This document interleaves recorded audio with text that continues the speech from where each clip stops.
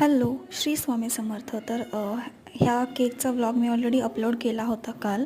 तर तो तुम्ही सगळ्यांनी बघितलाच आहे की हा केक किती सुंदर झाला आहे.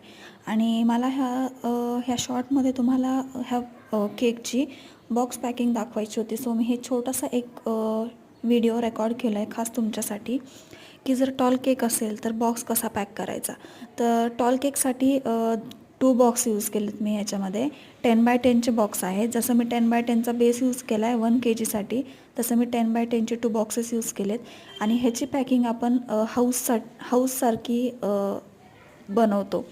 अशी अशी हाऊससारखी बनवतो आपण, कारण ह्याने केक सेफ राहतो, कुठेही लागत नाही, कुठेही डॅमेज होत नाही, काहीच नाही.